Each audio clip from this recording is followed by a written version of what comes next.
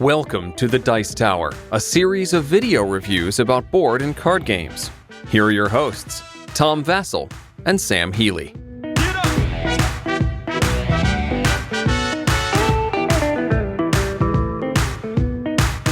Hey everybody, I'm Tom Vassell. I'm Zee Garcia. Hi. Sam Healy. Welcome back, folks.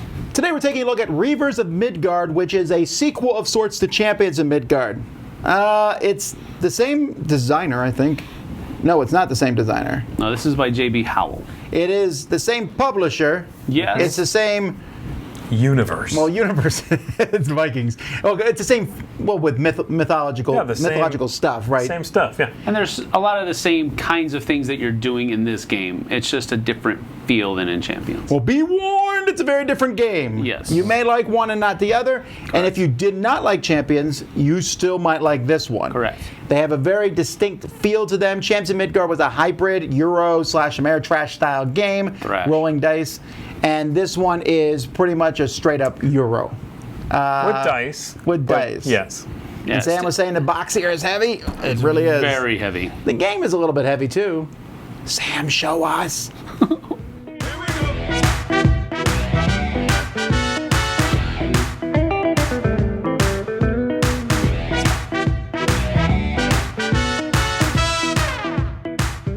So here I have a 3-player game of Reavers of Midgard set up for you, and basically instead of going through an entire round, which would basically probably take more time than you're willing to sit here and listen to, I'm just going to go over each of the different things.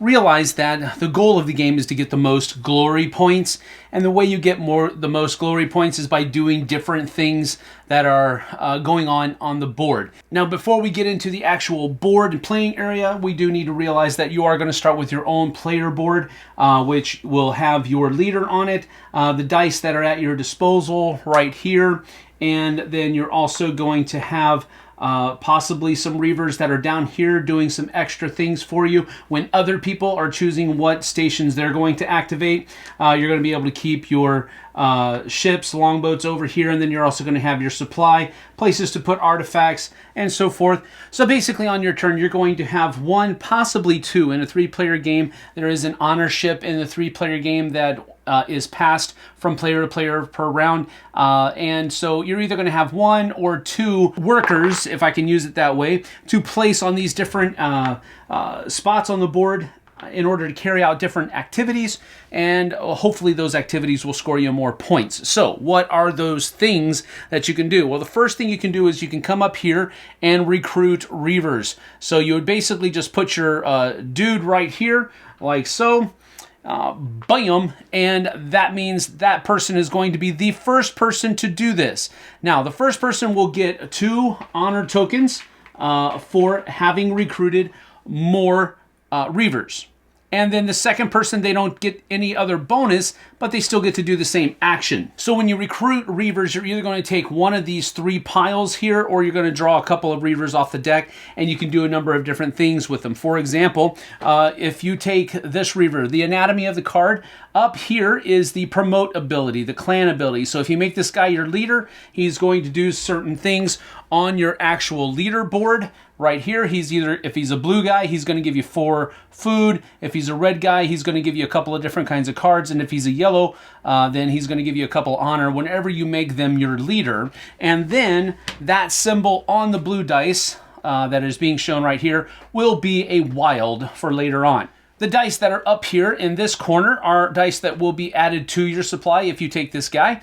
If you decide to rally him, in other words, just simply get rid of him, you're also going to be able to add these 2 dice to your supply as well. And then you also have a specialization ability that's down here. So what you can do is, instead of making this guy your leader, you can tuck him underneath your player board on one of these 4 spots down here.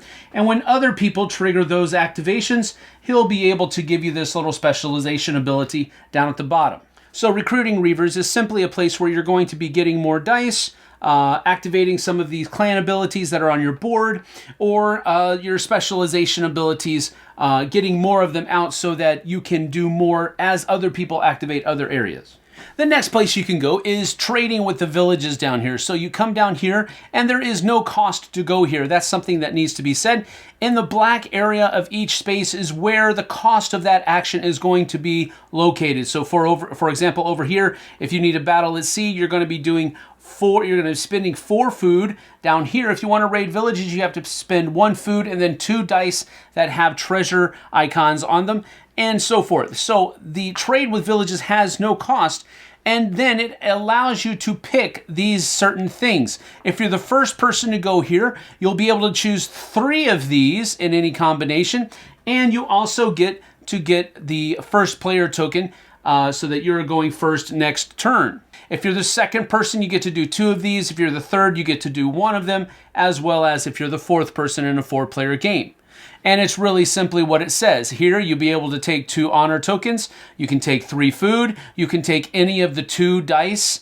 You can take 2 of any of these dice that are out here. Or you can take a face-up prophecy card, which is one of these things down here, which will be different kinds of in-scoring abilities. So for example, if you take Odin's Prophet here, he'll give you 1 point for every blue territory tile that you have in your queue at the end of the game, and so forth and so on. Another thing you can do on your turn is to come here and do a battle at sea. Now, as I said before, in order to battle at sea, you have to first pay 4 food, and then you'll have to draw a hazard card, and then you'll be able to fight one of these battles at sea. The first person to go here gets a bonus 2 points for being the first person to travel out to sea. But you pay your 4 food, you turn this card over, and you have to resolve this card before you go and attack. So for example, this one here says discard 1 die matching your leaders from your boat. So if I had this leader here that has the blue bird icon, I would have to discard one of these before I could go down here and do any of these battles. So that was that, and then I'd be able to fight one of these sea battles here. Now, what is the anatomy? Up here, you have the cost of what it takes to defeat this card. You either have to have dice with all of these matching symbols, color doesn't matter, or you're going to be doing a combat against this, which means that you have to do 5 points of damage to this card. And the way you do that is that for every hammer that you have in your boat right now, you'll be able to roll 1 black die. So let's say you had let's say you had 4 hammers in your boat. At that point, you'd be able to roll 4 dice, and you're trying to get this number or more in order to defeat this card. Then down at the bottom, you have the reward. For example, this one says you're going to be able to gain 1 prophecy card and 15 points if you defeat this card. The next opportunity that you have is to raid villages, and you would have to pay 1 food and 2 dice of any color that have treasure chests on them, and that allows you to take 2 of the linked cards that are down here. For example, you could not take these 2, but you would have to take these 2 or these 2. In addition to that, the first person that goes here and activates this place gets an extra 2 cards from the actual deck, in addition to the pair that he chooses. The second person will be able to get 1 card from the deck in addition to the pair that they choose, and then the third and fourth person gets no extra cards, but they will be able to choose a pair from there. Now, as you can see, there are a couple of different kinds of cards here. First of all, artifacts are things that you will take and put beside your board, and then when you place that faced die on this during your turn, you'll be able to use that for the special ability down here. Other cards will simply give you a choice. Either you can take 3 food, or you can take 1 food, 1 village tile, and then 1 curse token as well. And then also some of these cards are going to give you the ability to get these inherent die faces that you'll be able to add to your player board here, which will simply give you an extra of those kinds of dice whenever you want to use them, and then they will replenish at the beginning of the next round. You can also come over here to raid keeps. Now, keeps are going to cost you 2 food and 2 shield dice of any color, of course, and that will allow you to take a pair that is connected by the interwoven lines as before over here in raid villages. The first person, as with raid villages, gets an extra 2 cards from the deck. The second person gets an extra card from the deck, and then third and fourth players don't get anything else, but they will get to take a pair of cards. Now over here, these are different kinds of abilities. For example, the tower here will allow you to take a blue and a red die, or you can do an attack. You can attack this tower basically for 3, and then if you do, you get 3 points and a tower token for the end of the game scoring there. Art basically gives you, if you see it has the equal signs here, if you have 3 of the same kind of art, then you're going to be able to score 10 points at the end of the game. If you only have 1, it scores you 3. If you have 2 of the same, it scores you 6. And then armor over here is very similar. If you have 1, you get 1 point. If you have 2, you'll get 2 points. If you have 3, you get 6 points. If you have 6, however, you get you 30 points. So another very lucrative kind of a chancy way to get points. Then you have tapestries over here, and unlike the artwork, you have to have different kinds of tapestries, and you'll score a number of points equal to how many different kinds of tapestries you have. And so this is the set collection area of the board over here. And then finally, the last place that we'll go over here is the subdue territories. And this has a cost that is simply representative of what is on the actual territory tiles. The first person will be able to subdue 3 territories, the second person 2, and then the third and fourth player will be able to subdue 1 each. Now, how do you subdue? Well, you can either do a peaceful subjugation, where you simply give them food, or you discard a certain number of dice, or you discard a certain number of honor tokens, and you'll subdue that territory peacefully. Or you can do it through combat, by basically using dice that have hammer symbols and rolling dice to accrue that many hit points, so to speak, depending on what tile you're going after. It takes 1 hit to subdue this territory, while it takes 2 or 3 to do these. And there are 3 different areas. You can go after either any one of those areas, it doesn't matter, but you do have peaceful or by combat, and it simply, that determines what you'll be able to do. Now, these things will have certain things on them. The higher the risk, the higher the reward. So the more you pay, or the higher the damage you have to do, the more things you're going to have on this. For example, this one is going to get you a keep card, and it also is going to give you a yellow and a red die. This one gives you 2 points and a Reaver card over here. This one gives you a keep card and then a yellow and blue die to add to your ship. So again, you can see that these have different kinds of levels, whereas with the one, you're going to get an honor token and a blue die, or a blue die and a couple of points, or a yellow die and a couple of points. So what you choose to do is really up to you, but just realize that the lower the cost, the lower the reward on these subduing territories. At the end of the round, you'll click this forward 1 spot here, and then you'll refill all of the different spaces, all of the cards. If any cards were not taken from any of the different spots, they're removed from the game, and the new cards come out for everything. Additionally, in a 3-player game, the honor ship will move to the next person in clockwise order, giving that person two spots in the following round, and so forth, but make sure you do that as well. Each player is going to gain 1 glory for each territory that they have in their tableau. And then you're going to basically clean up the board and set everything up. Now, at the end, you're going to score points for a number of different things here. And I'm just going to show you this sheet so that you understand that there's a lot of different things that you'll score points for. You are going to be getting negative points for every terror token that you have. If you only have 1, it's -1 point. But if you have 2, it's -3. And if you have 3, it's -6, and so forth and so on. Then you're also going to get points from your artifacts and your keep spell cards and your tower, wall, and farm tokens. Now, the farm tokens and tower and wall tokens are going to give you points for every one that you have, but then they also have a majority bonus as well.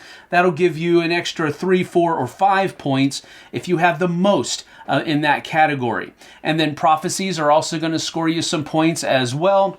And that is generally it. Whoever has the most points at the end of all of that tabulation will be the winner. All right, so first of all, the components of the game. There's a lot of dice in this game. I mean, when 66 to be exact. Is there 66? Yeah. I mean, that's a lot of dice. That's not all of them.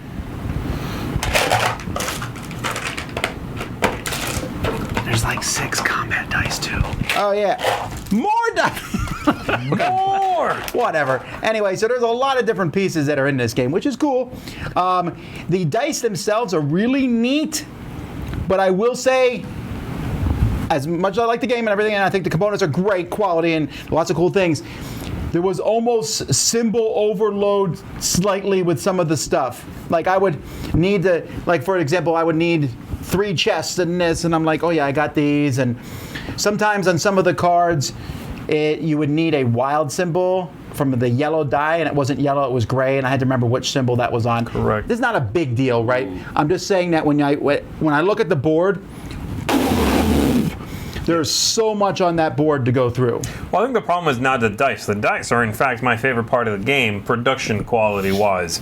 They look great. They're really well done. They are engraved. Fantastic. You're talking about a graphical design issue, where on cards or on whatever components that highlight, you need this face that shows up on the yellow dice. That symbol should have been color coded. That's what what I was saying. But it is, isn't it? Because if it only shows up on the yellow dice, when you see that symbol on the board, you know that's a yellow die. Sure, I'm just saying they should have made it yellow. It would have just made it a little bit easier. Only if I know that symbol shows up on yellow. Shouldn't take that long to figure it out, though. Oh, it took at least the helmets a are on the game reds, and a half. The hammers are on the yellows, and the birds are on the blues. I don't disagree with that. I'm just saying that's also a super minor fix on their end to have done that. That's my only negative thing, component-wise, is just again that and the whole board. Sometimes I went a little cross-eyed, like, oh, that's right, I need to pay 3 food for that. There was just a lot of information on the board. Yes. Sure. Yeah, there is. And because of that, especially the first time you play, there's a lot of like, okay, it's my turn. What do I do? You got to kind of like start backwards. Like I want to go out in the ship and do this thing. Okay, to do that, I need dice. So to get dice, I go here. You know what I mean? I feel sure, like and that's fine. To go this spot, I need food. So I think a lot of people food. right now are going, yes, Vassal, that's how good games work. You like deep games. You work backwards. But I agree with you. No, I'm not even saying it as a negative thing. I'm saying that I think a player's first time will be overwhelming. Sure. Yeah. By that same token, though, I think it's a lot of things we've seen. I think that idea of like you go here to get this, to then turn that, to then do this, is also things we've seen a lot, with the one twist on that being that most Euro games, and I think you will agree with me that this is that kind of game, you don't normally roll dice to kill something or to go against some battle, That's different. I will give it that, but at least in this game, the battle is always optional. You don't have to do the battle. That's a good option. I like that it's in there. Because it's the one thing, in my opinion, that makes it different. Everything else is collect colored towers and walls for victory points, draw from this deck of bonuses, or this deck of bonuses. When I was done playing this game, I still didn't know what the difference was between like 3 decks on the table. Well, no, I get that. Certainly it is a point salad game almost. Yeah. This is a felled, suddenly and somehow discovered theme, that elusive creature. Actually, that's why I was surprised that Sam liked it as much as he did, because it does feel like a straight-up Euro with a little bit of dice drawing. Explain it to you. Helmets, axes, and I believe birds. That'll do it. No. I like it because I like Champions of Midgard, honestly. And there are, for me, I see a lot of ties between the two games.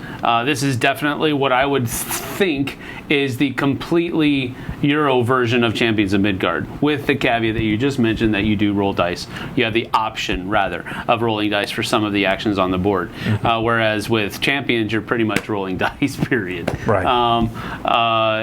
After you've set up your engine, so to speak. But I like this because, I don't know, I saw, like I said, the similarities, but on top of that, I think the theme is very strong with this one. It's not dry like a lot of Euros are. It's not dry, except I would argue that it's a little dry with those scoring cards. hey, get 6 of this kind, collect towers, collect this, 4 of these equals this at the end. I guess so. But I don't mind that per se, but it's not the only thing you're doing, though. That's why it's not dry to me. If that were the only thing you're doing, absolutely, I would agree that it's a completely dry mechanism and it's not thematic at all. But that's not the only thing you're doing. You're sending some of your people out to go raid villages. You're sending some of your people out to go battle at sea. And yeah, you're got to raid some keeps over here, and that's where all that set collection stuff comes in from. And this deck is providing in-game bonuses. These are providing end-game bonuses. And so I like how all of that, it's not just complexity for complexity's sake.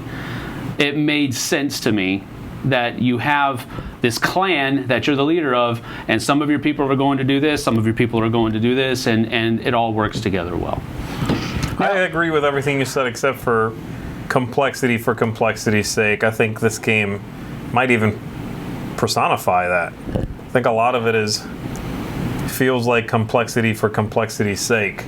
For points' sake, I should say. It's not necessarily complex, but it's like, why are these here? Because we need more points in this salad.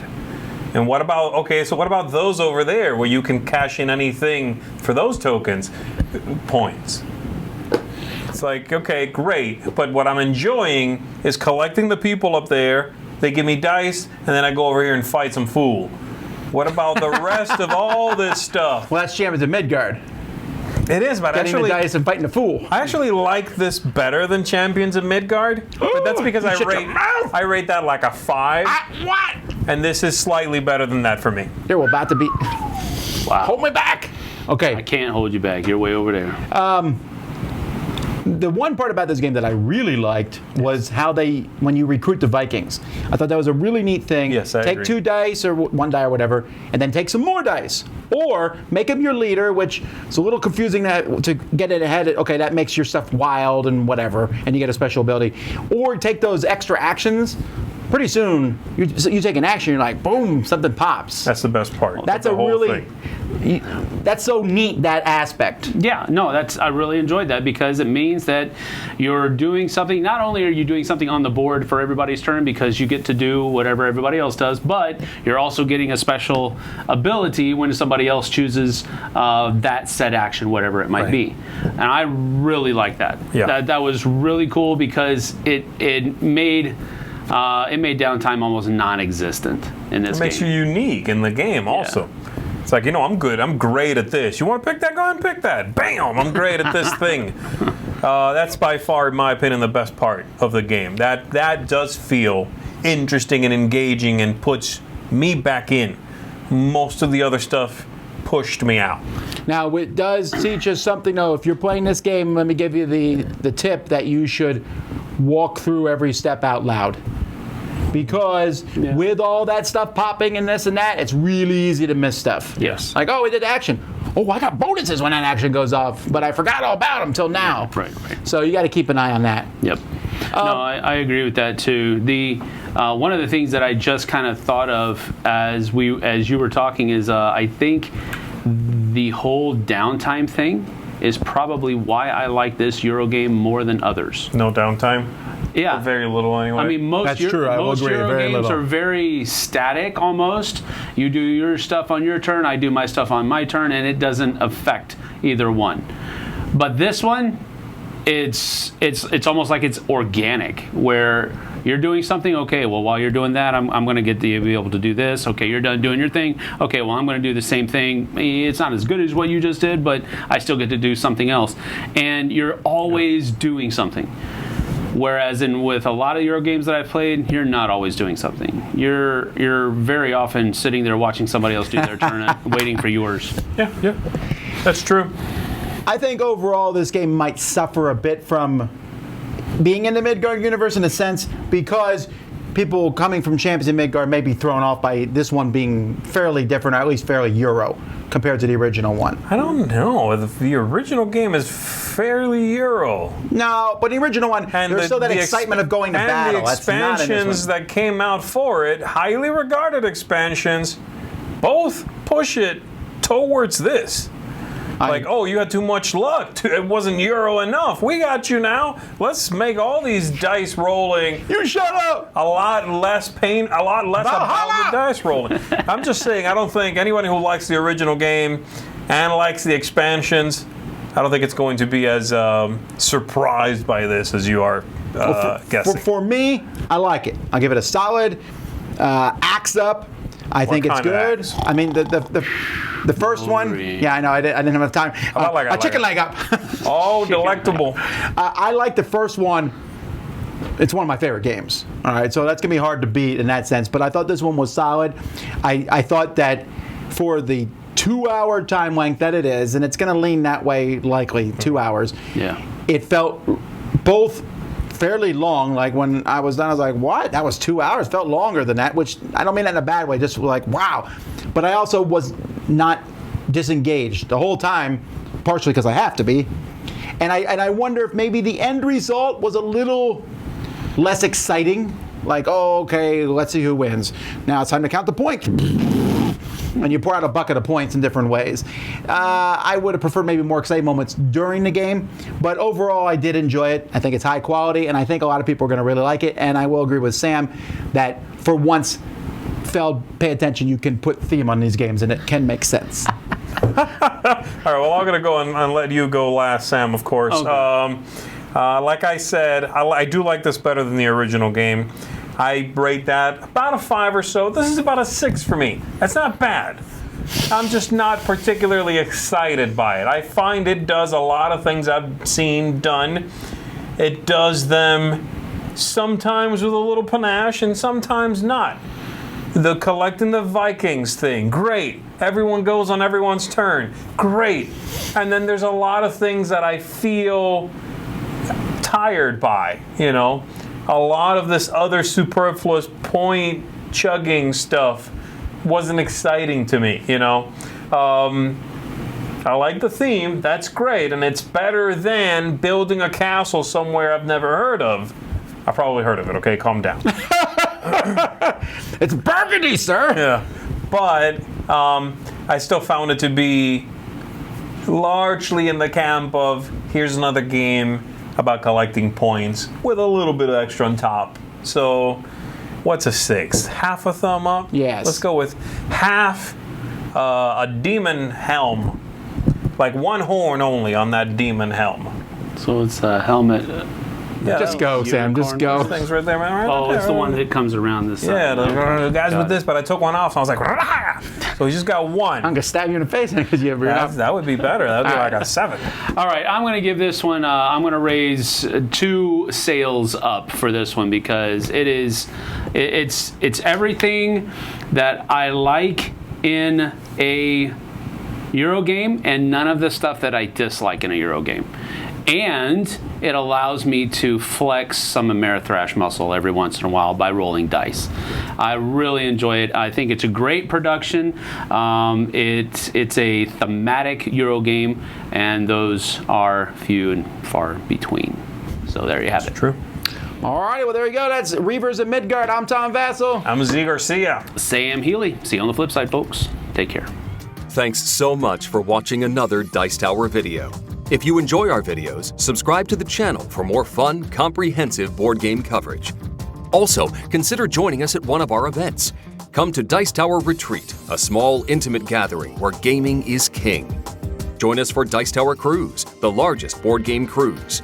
Attend Dice Tower West in Las Vegas for gaming fun on the West Coast, or Dice Tower East in Orlando in sunny Florida. Dice Tower Conventions, the friendliest gaming conventions on Earth. I'm Eric Summerer, and you've been watching The Dice Tower.